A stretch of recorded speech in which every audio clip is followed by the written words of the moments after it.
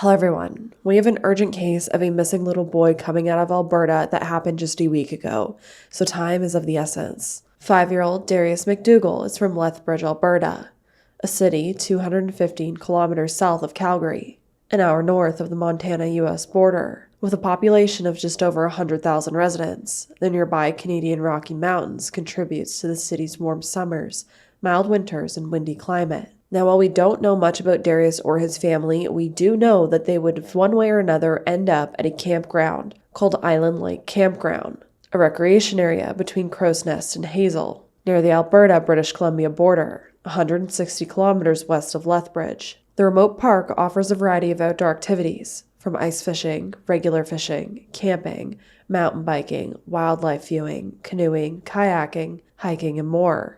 The campground also sits along Island Lake. The Island Lake Campground is located in the middle of sprawling backcountry between two steep slope mountains, a 15-minute drive from Coleman and Blairmore, a pair of quiet mining towns. Sunday, September 21st of 2025, so just about a week ago or so as I'm filming this video, Darius would last be seen while hiking with 6 siblings around 4 kilometers south of Crow's Nest Pass, near Island Lake Campground. During the hike, it's alleged that Darius became separated from the group, and when the kids returned without him, the adults would return to the last place he had been seen so that they could begin searching there. When they couldn't find him, 911 would be called, and authorities would arrive on the scene quickly after. And while we don't really have a very solid timeline when all of this stuff took place, from the sounds of it, if Darius did in fact wander off, he didn't really have that much of a lead on the adults or the authorities. Yet it's been a week, and there are still absolutely no signs of him. The RCMP, along with conservation officers, would launch into action, as well as searchers from multiple agencies, including search and rescue teams from Alberta and British Columbia. The searches were being supported by drones, dogs, and helicopters.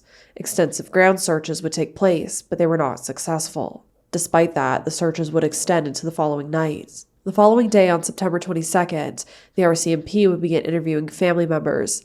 It was also revealed that due to Darius having autism, he may not respond if people were calling out for him, which definitely complicated the efforts. I do also want to point out that I find it very interesting that there have been so many cases as of recently where the child seems to have autism and disappears. And although it is mentioned that he has autism, he is verbal. He's not a non-verbal autistic child.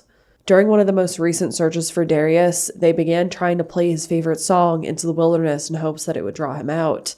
However, they would not reveal what this song was. RCMP Corporal Gina Slaney saying, quote, "There is a positive. The weather is very favorable in this area right now. We are doing everything we can to find Darius and bring him home to his family." End quote. Darius was walking with 6 siblings on a remote mountain road near Island Lake Campground around 11:30 Sunday morning.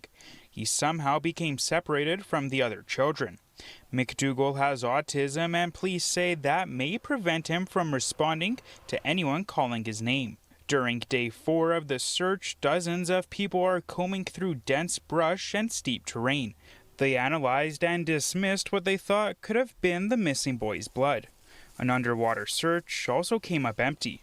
Current search radius is at 3 kilometers and is gradually being pushed out to 6.6 kilometers.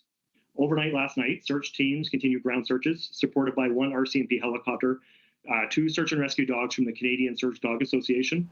Well, searchers focus on an area about 2 kilometers off of Highway 3 near the Alberta-BC boundary. The Salvation Army has been brought in to provide meals. We're invested in our community. We're happy to help.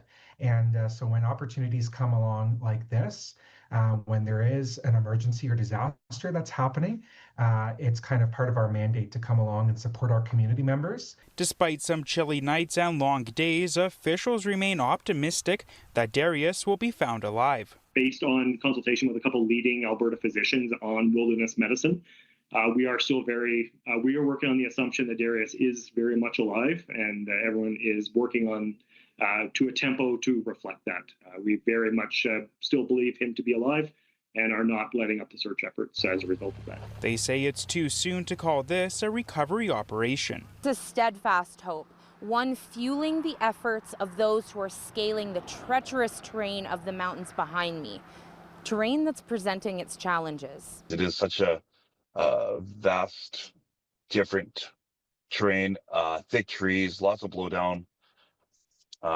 And if I was a scared little boy, there's tons of little hiding spots. Brent Coinberg is familiar with the area, having traversed it himself countless times. He's optimistic Darius McDougall will be found alive.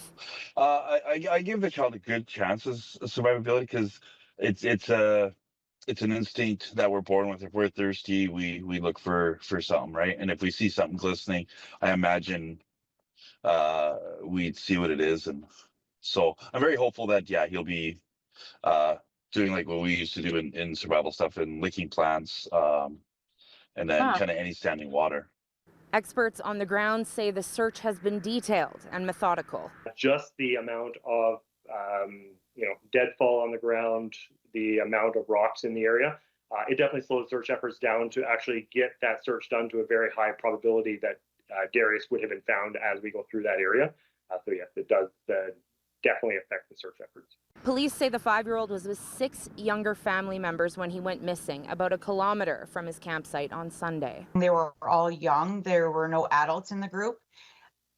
So our general investigation section is currently on scene, and they are doing very detailed interviews with everybody. So hopefully we'll have a little bit better of an understanding in the hours to come. As the investigation continues, so will the search for the boy and the focus of bringing him home to his family. It's a multi-agency consultation that occurs before that decision is made. Survivability and the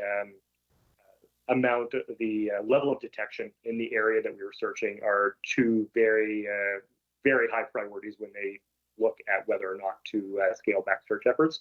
I can again reiterate that discussion is not being had at this time. We are still very much operating on the assumption that Darius is alive and continuing the search tempo to reflect that. The public is asked to continue to respect the privacy of the family and to stay clear of the search area while efforts are underway. Search and rescue teams have been here in the Crow's Nest Pass for over 24 hours searching for a missing 5-year-old boy. While no results have materialized yet, crews remain optimistic. We are very confident about a positive outcome. The weather is in our favor. The young man does not suffer from any health issues. There is no reason to believe that there will not be a positive outcome. Officers say Darius McDougall was out for a walk with family near the Island Lake Campground late Sunday morning when he wandered off and hasn't been seen since. Right now we're not ruling anything out. Initially, you go from a point last seen and you can expand your radius from there. We rely on our search and rescue experts for that. Dozens of search and rescue members from BC and Alberta, along with helicopters, dogs, and drones, have aided in the search efforts. The terrain here is definitely varied and complicated. We are in a river valley itself. There are 2 small rivers that are also in play. There's a large bog that we continue to search, and some fairly steep, rugged, forested terrain. However, police are asking the general public to avoid the area. We do appreciate the fact that there is a genuine interest for people to come out and help. Right now, if we can keep our trained personnel out here, it's easy to keep track of them. If and when they come across Darius, they know exactly what to do.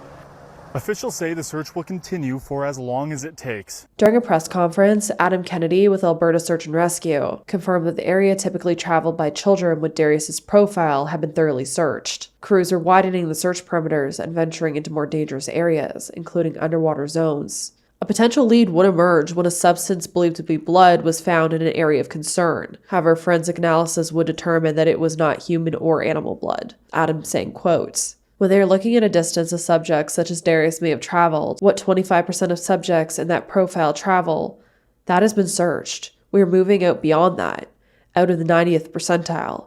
We're able to put professionally trained searchers on the ground, which will give us a much higher probability of detection per searcher than if we were to use members of the public. Our Emergency Coordination Center out of Leduc is in constant consultation with all the resources that might be able to provide support to the search, with the Canadian Armed Forces being one of those. That conversation continues as to what assets they may have that might benefit the search efforts. Based on consultations with a couple of leading Alberta physicians on wilderness medicine, we are working on the assumption that Darius is very much alive."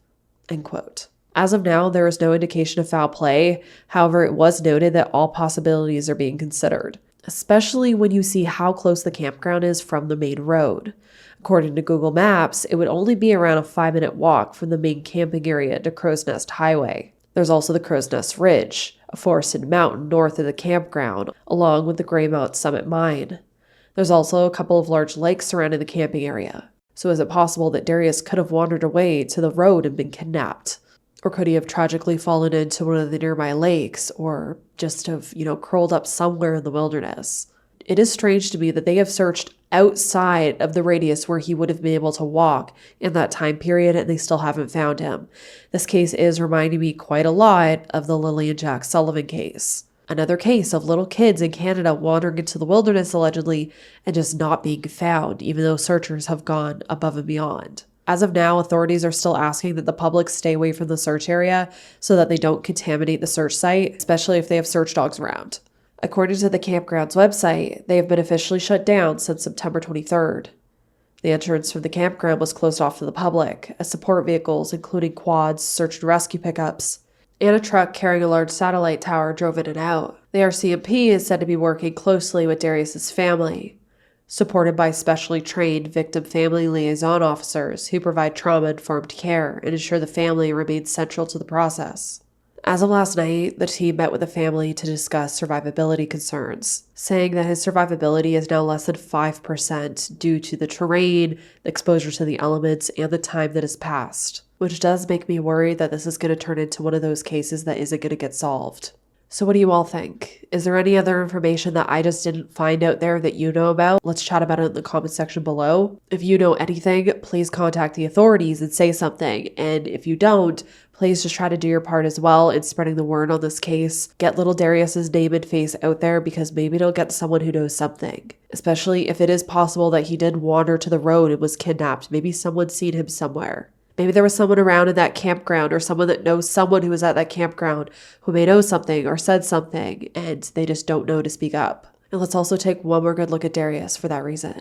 Little Darius is said to stand 4 feet tall with short brown hair and was last seen wearing a blue-gray hoodie and sweatpants. Police say Darius is autistic, which may prevent him from responding to others. My heart goes out to this family. I truly hope a miracle happens here and Darius is found alive. And as always, I hope you all stay safe out there, lock your windows indoors, and I hope to see you in the next video.